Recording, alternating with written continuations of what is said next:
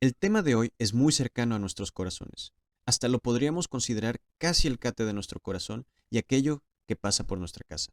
Si entendieron el mal chiste, sabrán que hablaremos del agua, el medio donde navegamos, aquel líquido primordial de donde viene toda la vida y que cubre 70% del planeta, irónicamente llamado Tierra. Como bien sabemos, el agua es necesaria para la vida, ya sea vegetal o animal. Solo es cuestión de trabajar un día completo en un campo abierto en sequía para darnos cuenta de qué tan importante es y cómo nos afecta su ausencia. A final de cuentas, es la base detrás de todo lo que hacemos. El agua es el corazón de la agricultura, la sangre de las ciudades y el principal factor e ingrediente de muchísimas industrias. Vivimos en un delicado balance con el agua. No podemos tener muy poca o demasiada, y el cambio climático y la contaminación nos empujan cada vez más a estos extremos. Hay muchas acciones que podemos tomar para cuidar el agua, pero ¿qué nos depara el futuro? ¿Y qué hacen los agricultores siendo nosotros los que más usamos el agua? La ONU estima que el 70% del agua extraída para el uso humano es utilizado por la agricultura. ¿Realmente le damos el uso que se debe? ¿Qué tan costoso es producir alimentos para el medio ambiente? ¿Qué podemos mejorar?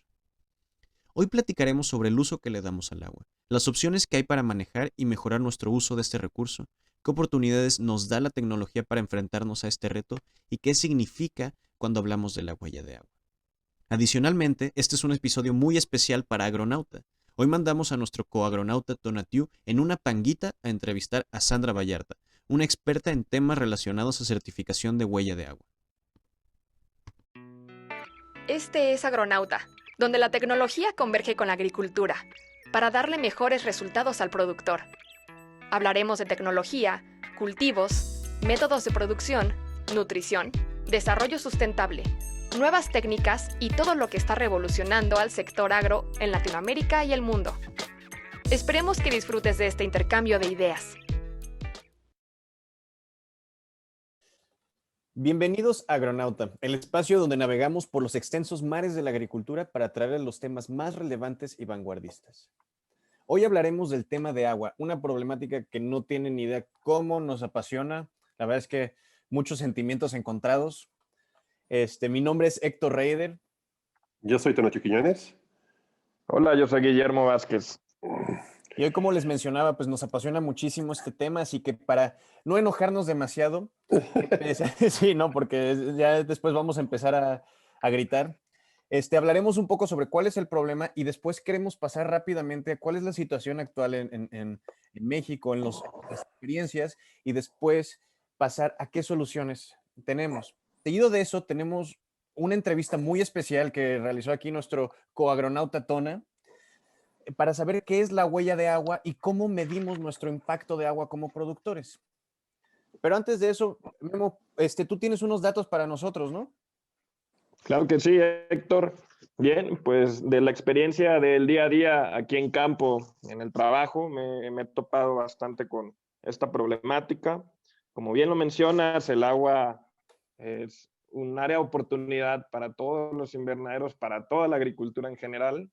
Y bueno, en la sesión pasada estuvieron escuchando la parte de hidroponía y pasando a datos, podrías decirles que yo por hectárea, en una hectárea de pimiento hidropónico cultivado en un sustrato orgánico, un sustrato de fibra de coco, se gastan alrededor de 55 metros cúbicos al día por hectárea.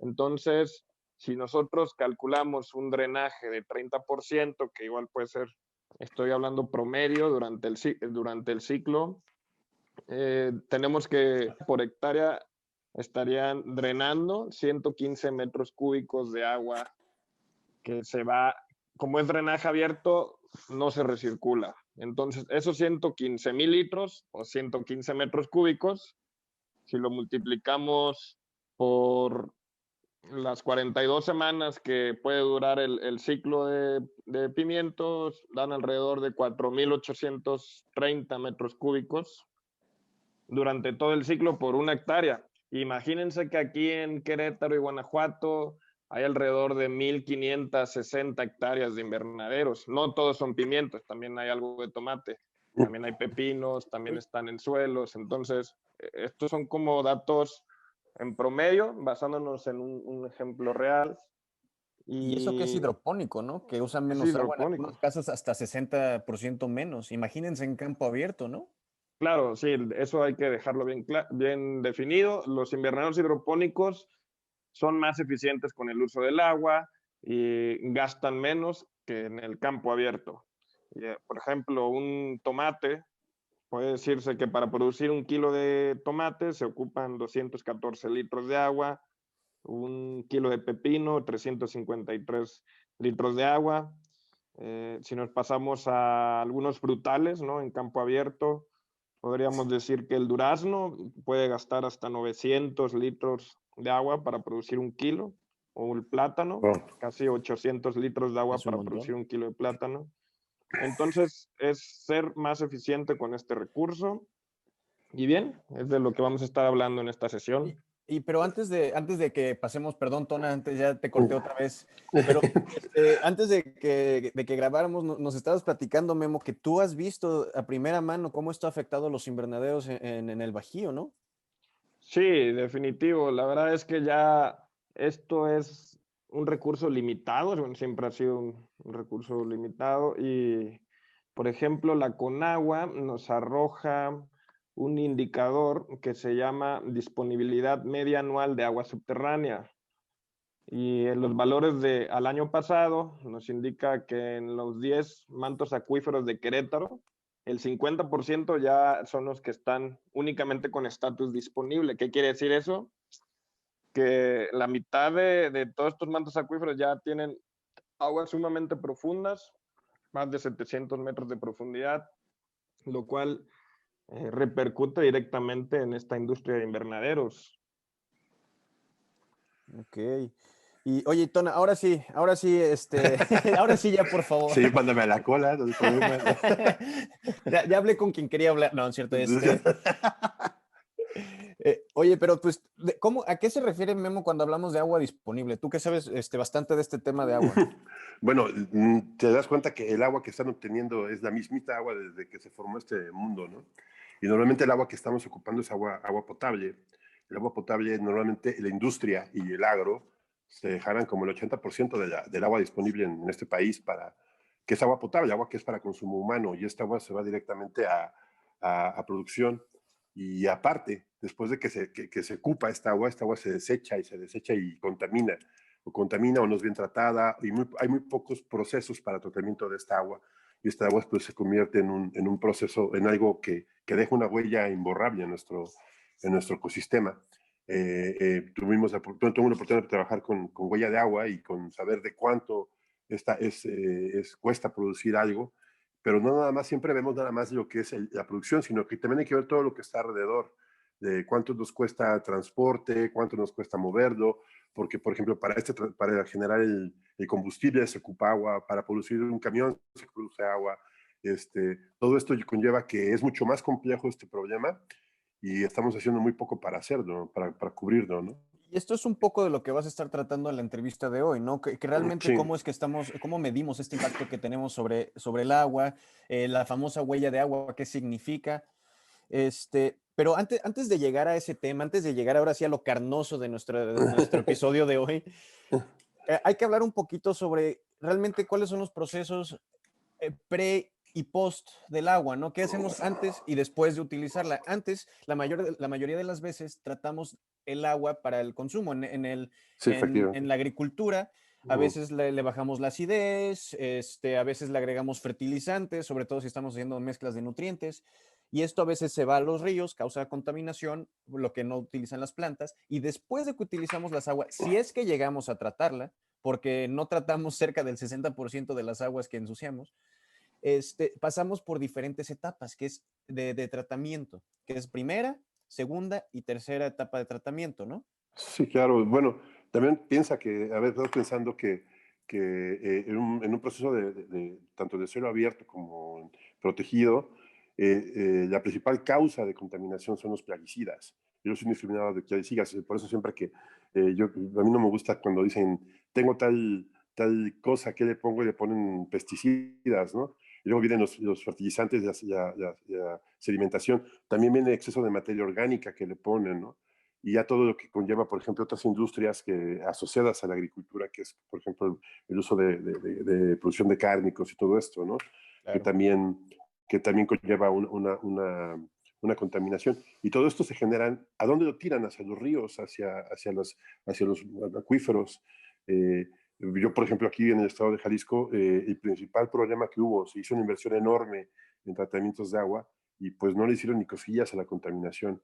Hablamos que tenemos riberas muy bonitas como Chapala, como la zona de Cajitlán y todo eso, el famoso río Santiago que no termina de tener un hilo para crecer.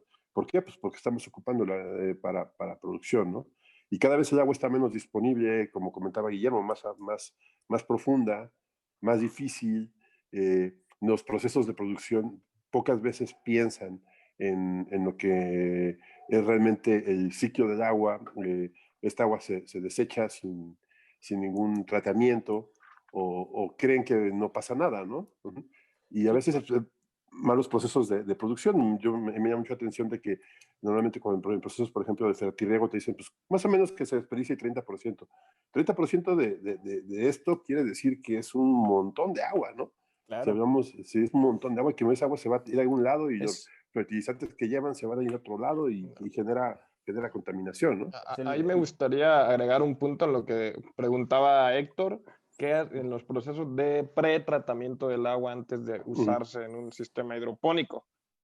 O sea, sí. por ejemplo, aquí al extraerse del pozo se lleva un silo de agua donde se almacena y ahí es donde se calcula la cantidad de cationes que tiene, en este caso sodio.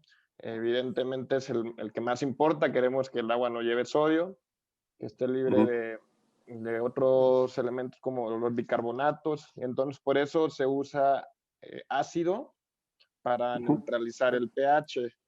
Eh, Memo, perdón por interrumpirte, pero ahora sí te voy a pedir que me saques de la ignorancia un poquito. ¿A qué te refieres con cationes? ¿Cuál es el efecto de estos cationes sobre el agua?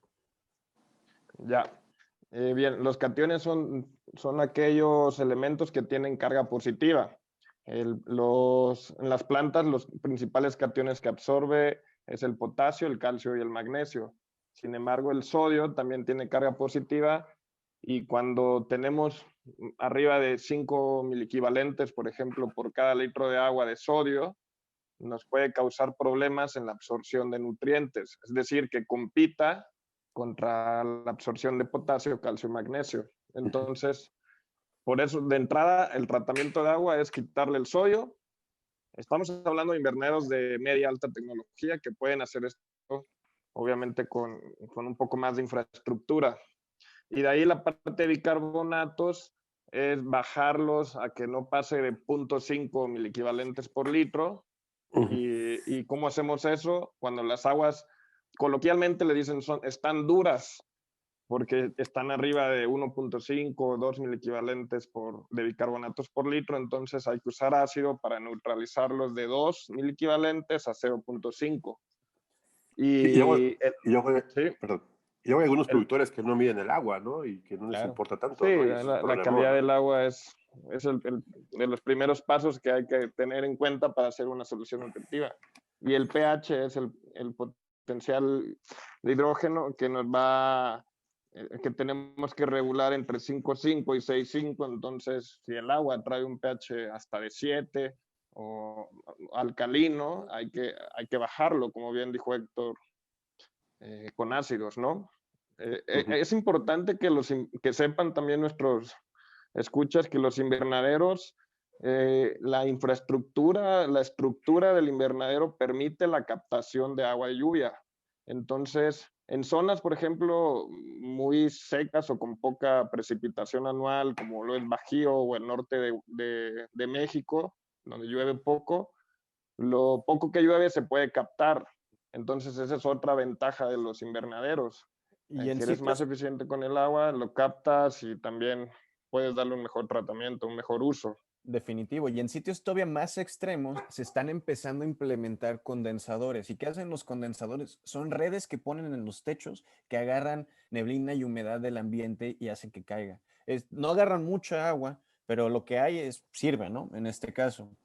Ahora, nada más para simplificar un poco para aquellos que no conocían lo que estamos hablando en cuanto nos referimos a la carga de los cationes y cómo afecta la salinidad en este caso, o la alcalinidad y la acidez. Nos estamos refiriendo a cuando un suelo tiene demasiados sales la mayoría de las veces o ciertos materiales, elementos que hacen que la planta no crezca bien o no crezca.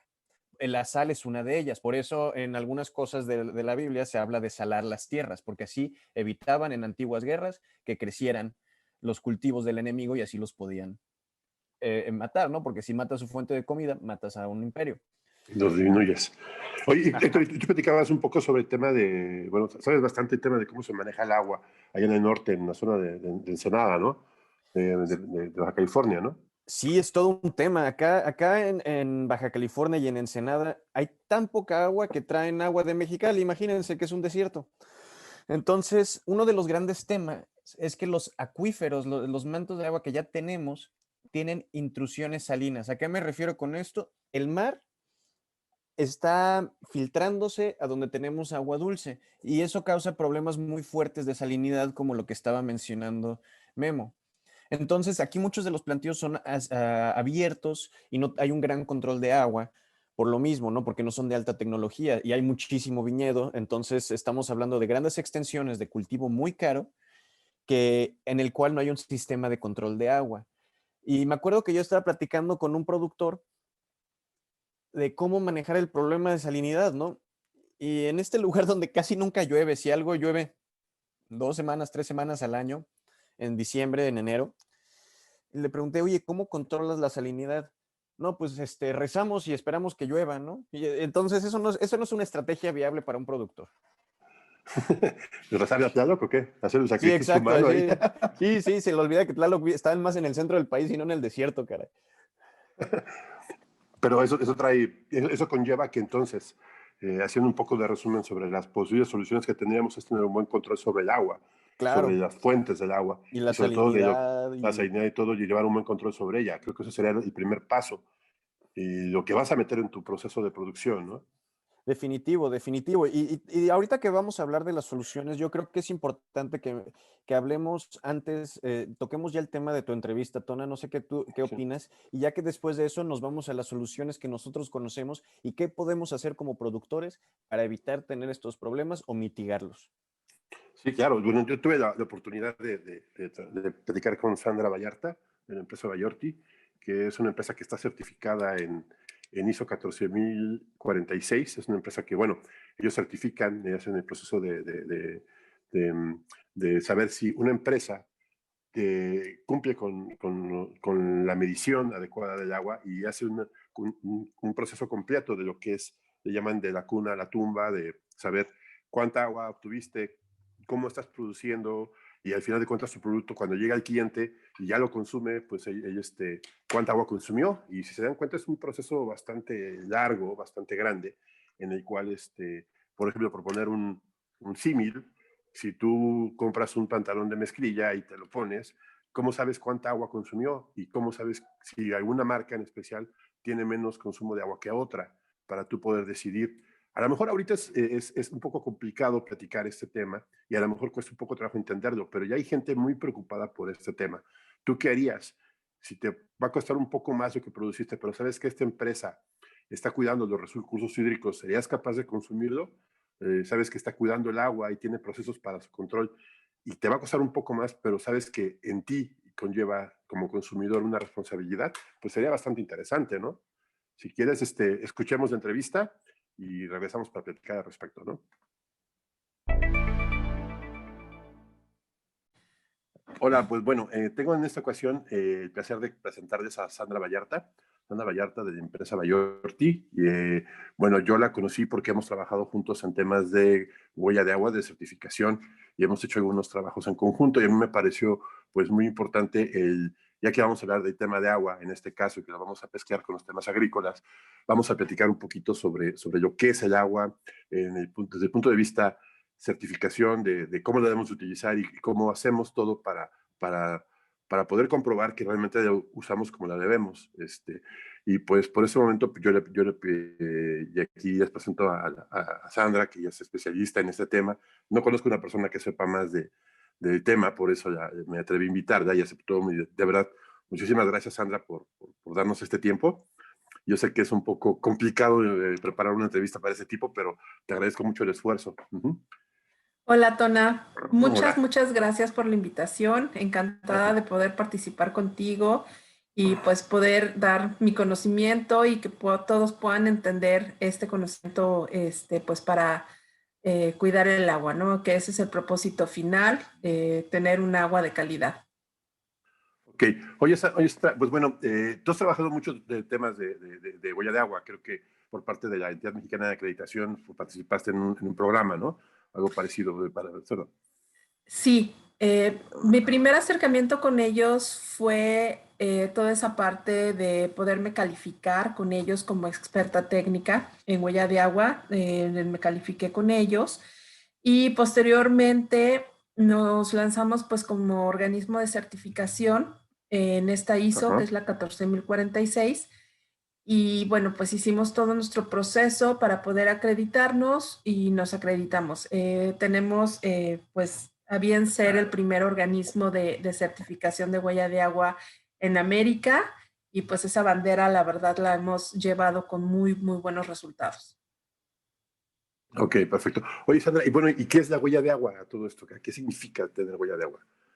Claro, mira, la huella de agua es, como su nombre lo indica, es una huella, así como cuando tú corres en la arena y volteas hacia atrás y ves todas esas huellitas, cómo van quedando por donde vas pisando.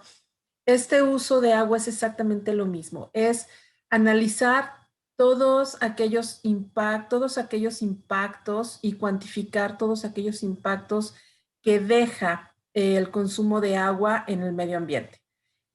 Todo esto, obviamente, pues ya a través de una metodología estandarizada bajo una ISO, que es la 14046, y además de poder evaluar, no nada más el poder cuantificar, sino poder evaluar todos esos impactos ambientales que estamos generando en el agua. Ok. Y bueno, nosotros en el campo y mucha gente me ha preguntado al respecto, conocemos lo que es la huella hídrica. Y creo que es lo que soy igual, pero creo que no es lo mismo. ¿Cuál es la diferencia entre huella de agua y huella hídrica? Ujú. Sí, mira, son dos conceptos completamente distintos, pudieran ser complementarios, pero lo que pasa es que huella de agua o huella hídrica empieza primero con ciertos autores que la empiezan a trabajar y con la huella hídrica empiezan a analizar y a cuantificar el impacto, pero realmente no hay un estándar que lo pueda calcular, ¿ok? Ujú. La huella hídrica abren que si tú tienes un agua azul que es limpia, un agua gris que pues es menos limpia, etcétera, pero no hay una cuantificación del impacto real que tú estás teniendo al medio ambiente. Ujú. Esta ISO lo que hace es que no nada más cuantificas, primero tú cuantificas cuál es el uso real que tú estás teniendo, ¿ok? Y un uso no nada más directo, cuánta agua te entra y cuánta agua te sale, ¿no? Sino Ujú. también tú vas a cuantificar todas tus aguas indirectas que te llegan. ¿Por qué? Porque cuando consumes luz, pues también estás usando agua, se usa agua para generar luz. Cuando Ah, ok. el tractor, por ejemplo, que usa diésel, pues para que haya podido llegar ese diésel a ese tractor, pues también hubo un impacto de agua. Entonces, no nada más se suman el agua que tú estás como organización utilizando, sino todas esas aguas escondidas, por así decirlo en un lenguaje como muy así de plática, todas esas aguas y hacemos una cuantificación total. Y esa cuantificación total, una vez que está cuantificada, le vamos a poner ciertos impactos. Vamos a calificar cómo queremos evaluar mediante una metodología establecida cómo estoy degradando la calidad del agua, eutrofización, escasez, por ejemplo, que Ajá. tanta le estoy quitando la posibilidad a la región de una disponibilidad de agua, y hay muchas otras calificaciones que se les pueden dar. Entonces, básicamente la diferencia entre huella hídrica y huella de agua es que la huella de agua hace las calificaciones de los impactos ambientales en diferentes calificaciones. Ok, y bueno, en este caso, ¿cómo se hace ese cálculo, Sandra? ¿Cómo, o sea, tú me dices que separas cada cosa, ¿no? Y se ponen dentro de una tabla o un estándar. ¿Cómo es esto? Claro, primero se hace un análisis. Primero, pues lo que necesitamos son históricos de consumos de agua. Por ahí es lo primero por lo que tenemos que empezar. Y una vez teniendo esos históricos, hay que ver qué es lo que voy a analizar, si quiero analizar qué año voy a analizar, por ejemplo, o qué es lo que quiero analizar. Y después de eso, voy a empezar a agregar todas esas entradas y todas esas salidas que necesito para poder tener una producción, por ejemplo. Ajá. Ok, si voy a analizar ya, por ejemplo, un producto o mi proceso, todas esas entradas y todas esas salidas. Y necesito también establecer esa huella de agua, cómo la quiero yo analizar. Si la quiero analizar desde la cuna, desde que nacen mis materias primas, hasta la tumba, hasta que desaparecen por completo del planeta, o qué límites yo voy solamente a lo mejor quiero analizar mi proceso, ¿no? De la puerta a la puerta, desde que entra a mi organización hasta que sale de mi organización. Entonces, Ok. una vez teniendo esa información, analizo todas esas entradas y todas esas salidas, y cada de una de ellas, pues ya se les van aplicando ciertos factores de cuantificación.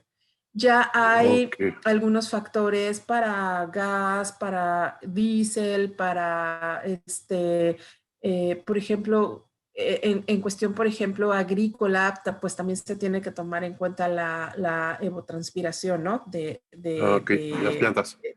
De las plantas, ¿no? Entonces ya hay factores que ya por región ya están calculados, y hay muchas bases de datos que nos apoyan a este cálculo. Ok, eso está muy interesante. Sobre todo de que para nuevos productores que no miden su agua o que no la tienen bien cuantificada, eso puede ser un punto importante, ¿no? Claro, hay muchas herramientas que ellos ya tienen sobre muchos estudios que se han hecho internacionalmente, y sobre todo en México. En México ya tenemos varios datos que Ajá. ellos pueden tomar, y pueden comenzar pues ya por ahí por un camino, ¿no? Llevar un caminito, ok. ¿Y qué ventajas le da, en este caso, le da una certificación? Por ejemplo, en este caso, certificar en ISO 14046. Claro, tú cuando implementas esta metodología de huella de agua, no nada más vas directo a que tú tengas una certificación, ¿ok? Hay muchos beneficios. El beneficio desde un inicio es que tú te das cuenta tu cuantificación, tú te das cuenta en qué parte de tu proceso está tu mayor salida de agua, tu mayor consumo o tu mayor impacto ambiental, Sí. para poder pues tomar medidas, ¿no? Tanto de minimización como de mitigación. Ajá. Pero básicamente es porque tú encuentras cuál es el consumo real que estás haciendo, cuáles son esos impactos, y mediante esta misma metodología tú vas a emitir un reporte, porque la misma ISO te dice cómo lo vas a reportar y cómo lo vas a comunicar. Entonces, Ok. una vez que ya lo tienes reportado y que ya lo tienes comunicado, entonces ya puedes acudir ya pues a una certificación.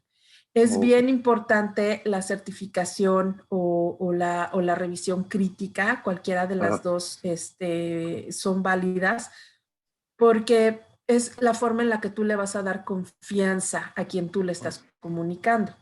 No Ujú. es lo mismo que yo, Sandra, diga, yo tengo esta huella de agua y mi huella de agua es fulanita en ciertos impactos ambientales, a que alguien que está acreditado por la EMA y que está acreditado internacionalmente viene y me pone la palomita y me dice, sí, esa calificación que tú estás dando, esa cuantificación es correcta. Ese es el mayor Claro. beneficio, tú darle confiabilidad, ser transparente y ser accesible Ajá. al público en general. O sea que una revisión crítica es parte de lo que es la huella de agua. Ujú. Es una parte de la ISO. A ti la ISO, cuando tú emites tu reporte, te pide una revisión crítica, te dice cómo realizas esa revisión crítica. Para empezar, no la puede hacer tu organización, la tiene que hacer otra organización, pues no puede ser juez y parte, ¿no? Muchos se quedan en ese paso porque muchos no saben que pueden certificar, pueden obtener un certificado. Pero ya cuando tú tienes un certificado, pues obviamente, sobre todo países como Estados Unidos, que ellos lo que muchas veces buscan son certificados y por empresas que estén calificadas por ellos, ¿no? Entonces, cuando tú te certificas, pues obviamente tienes esa palomita de una empresa que ellos están avalando que es correcta y pues das la confianza automáticamente. Ok, entonces, ¿y cuánto tiempo entonces sería válido este certificado que te dan por validar la huella de agua? ¿Cuánto tiempo dura? Claro, este certificado depende de lo que tú estás evaluando. Si yo voy a evaluar el año 2020, por ejemplo, de mi organización, pues va a ser válido por toda la vida, ¿no? Porque no hay algo que cambie, ¿sí? Pero si yo me certifico como organización, entonces, pues normalmente va a durar 2 años, que es más o menos los cambios que tú vas teniendo, tanto en procesos como en productos, etcétera. Ahora, si yo en un año cambio mi proceso o amplío mis instalaciones y tengo otros factores, pues automáticamente queda invalidado ese certificado, ¿no? Tengo que volver a correr otra evaluación y volverme a certificar. Sí, pero ya con una base anterior y es mucho más fácil, ¿no? Por supuesto, ya nada más haces una ampliación de la evaluación que tú habías realizado y ya nada más vuelves a solicitar una recertificación. Certificación, como si fuera como es un término ISO 9014, 14046, ¿no? Exactamente, exactamente. Oye, y por ejemplo, un ejemplo que nos des así muy simple, ya no sea precisamente agrícola, pero de una empresa que haga una huella de agua y cómo le ha impactado en esto en su actuar. Ajá. Ok, tenemos el ejemplo, por ejemplo, de una empresa de jugos de naranja. Ok, no quiero decir nombres por ahí. No, está bien, está bien, está bien.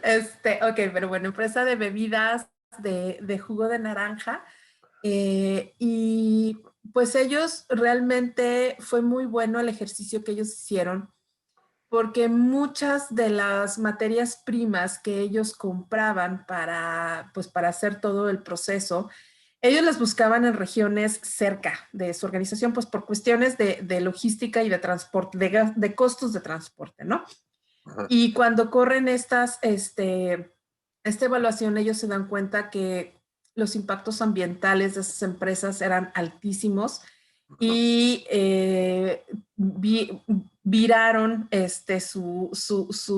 realmente el barco, lo cambiaron por completo y empezaron a buscar empresas más comprometidas, empresas que tuvieran impactos ambientales menores, aunque a ellos les representaba un mayor gasto en cuanto a su transporte, ¿ok? Pero si ellos aplicaban también el factor transporte, porque pues también eso se aplica para una huella de agua, el factor transporte no es lo mismo a México traerlo a Estados Unidos que traerlo de China, por ejemplo. Cuando ellos lo corrían, ellos se daban cuenta que ellos estaban impactando más si lo traían del país cercano que del país lejano.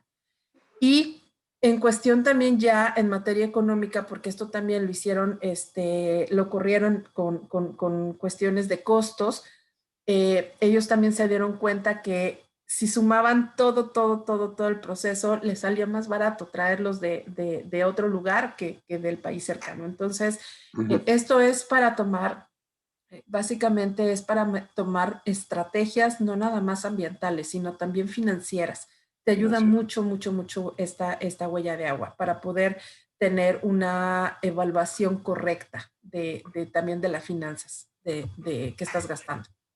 Sí, porque bueno, ahorita en tema de agua el tiempo se está acabando. Ya estamos con problemas severos de agua y sobre todo en el campo. Entonces creo que esto es una visión interesante de saber, para poder demostrar qué tan eficientes somos y qué podemos mejorar en el consumo de agua. ¿Cierto? Claro. Y no nada más vayamos a la escasez del agua. Nosotros sí pensamos en el agua, pensamos así como en la imagen del desierto y que no tienen agua, ¿no? cuando yo hago una evaluación de la huella de agua, por ejemplo, de la producción del café en Sonora, pues obviamente mi impacto ambiental de escasez pues va a estar en el cielo, ¿no?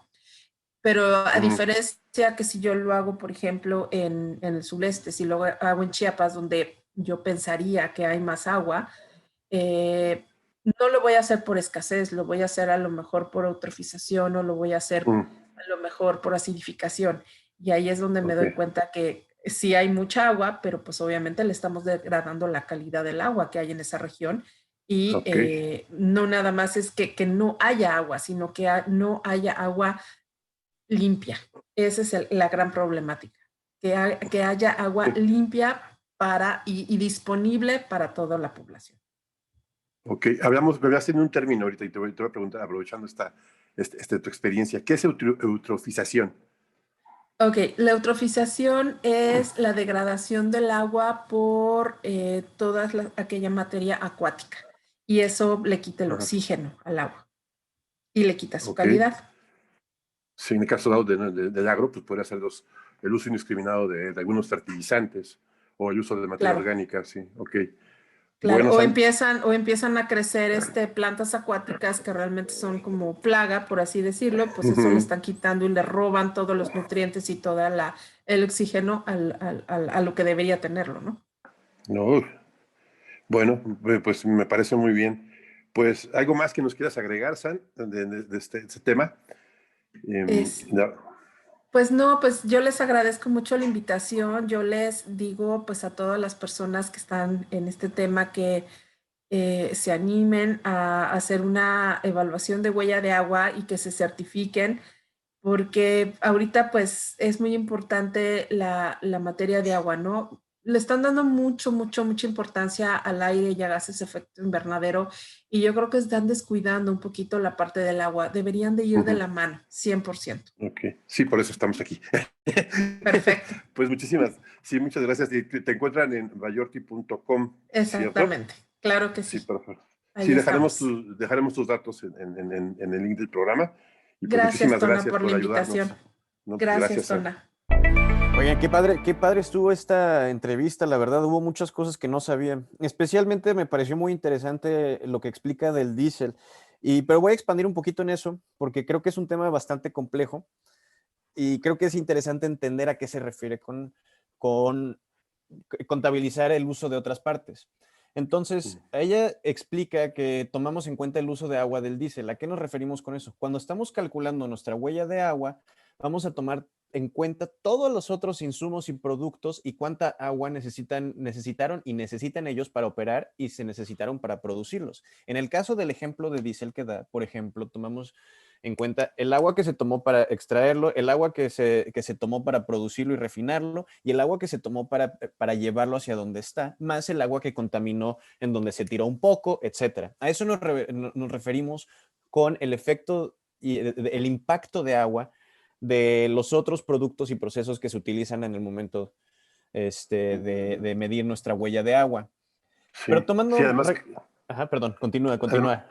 además date cuenta que si, por ejemplo, para un productor está produciendo, no sé, tomate, aparte que el agua que está consumiendo el proceso tiene que contar con el agua que va a generar, llevar su producto hacia el usuario final, con esta analogía de diésel que estás haciendo, además que el agua que conlleva, por ejemplo, para lavarlo, para, para empacarlo, las cajas que se utilizaron, cuánta agua generaron, o sea, sería como que un punto clave el agua para entender realmente una huella. Se habla mucho también de la huella de carbono, pero yo pienso que la huella de agua es un poquito más compleja y más completa en algunos aspectos, ¿no? Que serían complementativas una de otra, pero si te das cuenta, el agua creo que es un poco más difícil cuantificar su efecto sobre todos nosotros, ¿no? Claro, es muy A mí abstracto me a veces. encantó la entrevista, la verdad. Yo creo que el tema de la huella de agua es una realidad y es una tendencia fuerte en la parte comercial, en los invernaderos. Recuerden que todo lo que se produce, bueno, el 98% que lo que se produce aquí en los invernaderos va para Estados Unidos y Canadá. Entonces, los consumidores van a demandar cada vez productos con menor huella de agua, ¿no? Y yo creo que es un tema que va a tomar bastante importancia y como bien lo dijo en la entrevista, la parte de huella de carbono tiene que ir de la mano con la huella de agua y más en producciones de alimentos. Sí, imagínense que 70% de la producción del agua disponible es el 70-80% de lo que estamos consumiendo y tenemos que bajar este impacto que tenga, ¿no? Claro, y eso estamos hablando del consumo, pero ¿qué tal con la contaminación después de? ¿A dónde se van nuestros nutrientes? ¿A dónde se va? De hecho, Memo, tú conoces muy bien este tema, ¿no?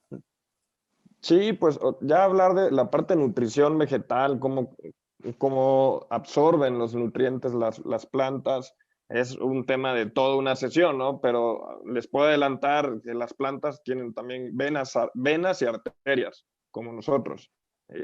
En las plantas se le llama xilema y floema, ¿no?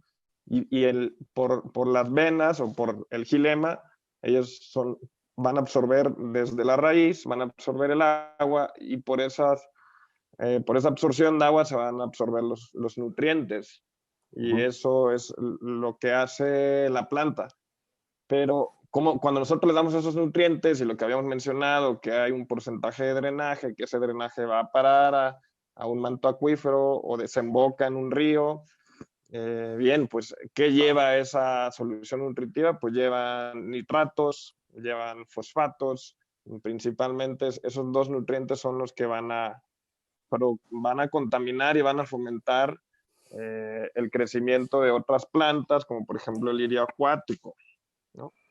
Sí, ahí al respecto, lo que pasa que es algo a veces son sistemas muy sencillos. Por ejemplo, tú le pones más carga orgánica al agua, más nitratos, más fosfatos, todo esto. Entonces las bacterias empiezan a ver lo que esa disponibilidad que tienen y para crecer pues requieren más oxígeno. El oxígeno, ¿de dónde lo toman? Pues del oxígeno disuelto del agua. Entonces empiezan a jalar todo el oxígeno del agua para hacer sus procesos, lo que generan zonas de que algunas plantas ya no tengan, algunos otros microorganismos ya no tengan forma de crecer, porque se mueren asfixiados, porque no tienen oxígeno. Se crean zonas que le llaman anóxicas, el famoso olor a huevo, o sea que no hay oxígeno. Empiezan a crecer bacterias que son de otro tipo y los ecosistemas cambian completamente, lo que favorece el crecimiento de plantas, se mueren especies de peces, los peces no tienen cómo respirar, hablamos también de algunos batracios, etcétera, y esto modifica, y esto no es nuevo, es algo que toda la gente que se dedique a tratamiento de agua sabe, ¿no? Que toda esta materia orgánica se crea un cambio en los ecosistemas, ¿no? Sí, no, y en vez de degradarse de manera natural como lo haría en un ecosistema sano, empieza a producir otras sustancias como amonia, como azufre, que eso es lo que, de hecho, esas son las sustancias que dan esos aromas horribles. Empieza a contaminar, empieza a sacar metano. Entonces es todo un tema. Y si por ejemplo, uno de estos sistemas es cerrado, digamos, unas tuberías donde el agua debería de estar más limpia y todo, y se empieza a producir esto, la tubería es capaz de explotar por la acumulación de gases. Entonces es todo un tema la importancia del tratamiento de agua, ¿no? De hecho, hay tres tipos de tratamiento de agua. Yo creo que eso es algo para todos los productores muy importante que consideren. Si tienen la posibilidad de meter un sistema de tratamiento, porque así pueden recircular el agua y volver a utilizarla. Tona, tú conoces muy bien estos temas, ¿no? De tratamiento de agua, me estabas comentando. Más o menos, más o menos sí, pero por ejemplo, hablamos de generar y poder regenerar estamos tirando nutrientes y también, bueno, hemos platicado de que se tira todo esto. ¿Cómo que a veces me llama mucho la atención cómo dices un productor, oye, ¿y tú cómo calculas cuánta agua necesitas para riego? Y te digan, pues más o menos que se tire el 30%. O sea, el 30% Sí, al ojo de buen de lo que cubero. ojo de buen cubero. Pues no, creo que tiene que ser más complejo que esto. Y eso lleva como preámbulo que mucha de esa agua se tira y ¿a dónde va? Va al subsuelo, no sé, a mí me llama mucha atención algunos, A los que si canales. midiéramos algunos canales, algunos alrededor de unos invernaderos, de unas zonas de producción, deben estar súper contaminadas de fosfatos y nitratos, ¿o no, Memo? Claro, sí, definitivo. Y eso es algo en lo que hay que trabajar y pues estamos en eso. No todo es malo. También ya estamos trabajando en Sí, claro. recircular el agua y como se los comenté ya un porcentaje de los invernaderos de alta tecnología ya está pasando de recircular del 12 al 15% hasta el 25 o el 30% de su solución nutritiva. Ahora, la pregunta es, ¿cómo? O sea, yo quiero, digamos que yo soy un productor y yo quiero recircular un porcentaje de mi agua. ¿Cómo le hago? Pues tenemos diferentes maneras de hacerlo, ¿no? La primera es que vamos a querer poner una rejilla para quitar los sólidos grandes. Eso se le llama tratamiento primario. Es nuestro primer filtro para limpiar el agua. Después viene una parte que se llama tratamiento secundario. Este tratamiento secundario puede hacerse de diferentes maneras, pero lo que vamos a hacer es quitar la mayoría de las cosas que son muy dañinas para nosotros y para el ecosistema. Hay diferentes maneras, como con los lodos activados, hay algo que se llama el biodigestor, que básicamente, como su nombre dice, digiere con bacterias y microorganismos las aguas y todos estos químicos y los saca de una manera que son accesibles para el productor, para volver a utilizarlos como nutrientes, recuperando nuestros nutrientes. O hay los famosos humedales artificiales. Un humedal artificial es un lago o una lagunita creada por el humano que tiene una cierta selección de arenas, rocas y plantas específicamente escogidas para limpiar el agua mientras el agua va pasando por ahí. Y esa es nuestra segunda etapa, ¿no? Esa etapa, muchos productores ya pueden utilizar el agua, pero para otros tipos y para cierto tipo de certificaciones, que a final de cuentas una certificación es branding y marketing, así que es una inversión, Definitivo. pero ayuda a la venta, hay que hacer una tercera filtración. Y esa filtración puede ser luz UV, ultravioleta, que mata toda la materia orgánica que quede y los virus, digamos, bacterias, o membranas que dejan el agua limpísima y con un pH casi neutro, ¿no? Okay. Pero bueno, ya tocamos el tema de cómo tratar el agua, pero ¿cómo medimos nuestro consumo? Hay diferentes maneras de hacerlo, hay tecnologías que existen.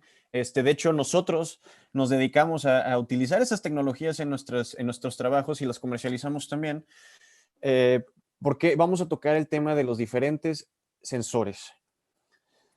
Sí. Sí, bueno, aquí es importante saber cuánto ocupa la planta desde el principio, cuánto transpira, cómo está de humedad tu sistema de producción, y todo eso que lo puedas cuantificar y medir, ¿no?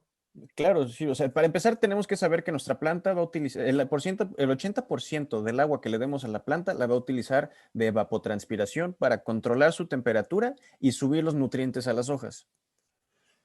Siguiente, pues la humedad relativa, ¿no? Aquí ustedes, Tona, perdón, te interrumpí, tú ya estabas en un rol ahí. No, ya te.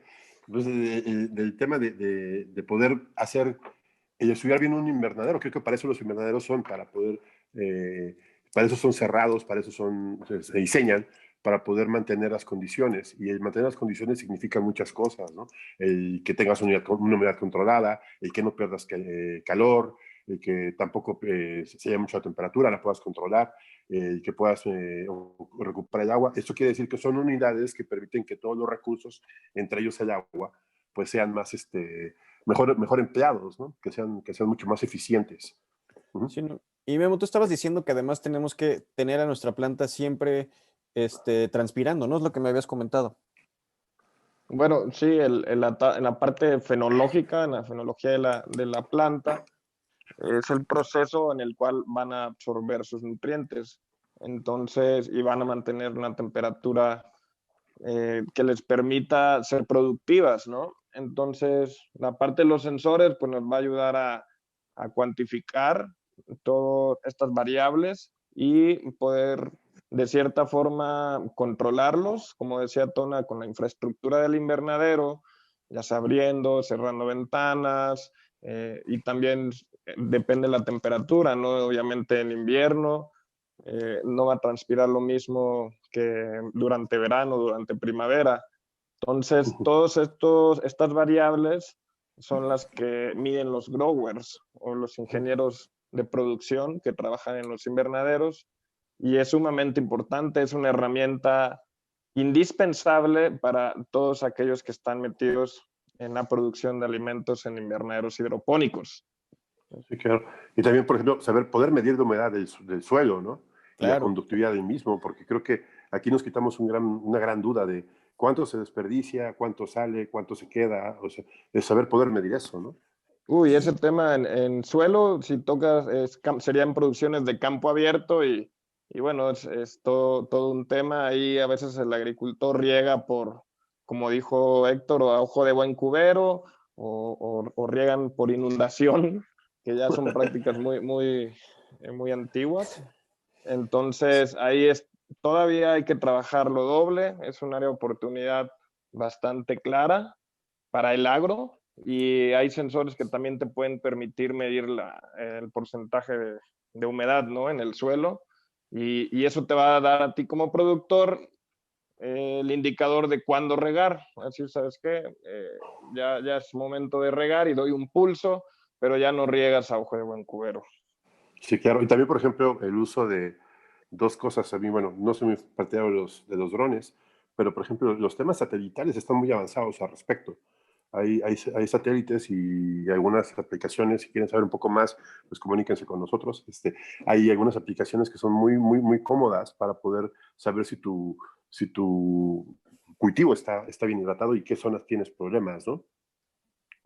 Definitivo. Pero para todos aquellos ustedes escuchas que estén muy interesados en empezar a manejar el agua, disminuir su consumo, no solo por las razones ambientales, sino también por las económicas y la posibilidad de conseguir una certificación y poder decirle a todo el mundo, yo cuido el agua, que eso también es parte de las cosas más importantes de cuidar a nuestros recursos, es poder decírselos a los demás.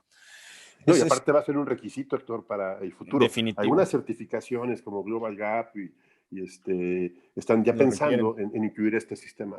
Sí, definitivo. Pero para todos ellos recomendamos tener los sistemas de medición, principalmente sensores, imágenes satelitales, lo que sea. Y eso es lo que nos lleva, ¿qué tal el puente? A nuestro siguiente tema, al siguiente puerto que tocaremos, que es nuestro gallo, nuestro negocio, los sensores y el monitoreo. ¡Bravo! ¡Yay! Oigan, y antes de pasar al siguiente tema, nomás recuerden, por favor, a nuestros escuchas, dónde pueden encontrar la parte de huella de agua, cómo se llama la empresa. Bueno, la empresa que entrevistamos se llama Bayorti de México. Ellos tienen su página que es bayorti.com. Y pues si hay algún problema, también nos pueden contactar a nosotros y les damos el norte. Creo que es importante el tema y fue algo menospreciado por algunas ideas. Ahí se manejaron dos temas importantes, huella hídrica y huella de agua. Son muy diferentes. Y lo explicó Sandra y es importante que lo sepamos. El huella de agua es complejo, sí, pero trae muchos beneficios y tenemos que ser más globales. Y pues nuestras redes sociales nos pueden encontrar en Instagram como Agronauta MX, nos pueden encontrar en Facebook como Agronauta, nos pueden encontrar en LinkedIn como Agronauta. Tenemos la página web que es proi.mx, ahí tenemos alojado una pestaña completa de lo que es Agronauta y cualquier cosa, pues ahí estamos Héctor, Memo y yo al escucha, ¿no? Y como de costumbre, si no les gusta lo que dijimos, si sí les gusta, si quieren corregirnos, si cualquier cosa, escríbanos. Aquí estamos Sí. para ustedes. Por cierto, creo que tenemos pendiente un tópico importante, ¿no, Héctor? ¿Cuál? Que habíamos dicho que si un grower nos envía un problema, íbamos a platicarlo y a darle una solución, ¿o no? Efectivamente, eso es un tema que ya hemos platicado los tres desde hace tiempo, es que si nos mandan algún problema real, alguna pregunta que tengan, nosotros vamos a dar nuestras soluciones, cómo podemos resolverlos y qué creemos o qué haríamos nosotros en esa situación. O si no, le preguntamos al experto. Sí, sí, exacto, también. Pero bueno, con eso damos por terminada nuestra sesión. Nos vemos en el próximo puerto. Un abrazo a todos. Somos Agronauta. Abrazo. Muchísimas gracias. Un abrazo igualmente y fue un placer. Y acompáñenos a navegar en el puerto en el mar de la agricultura. Hasta luego.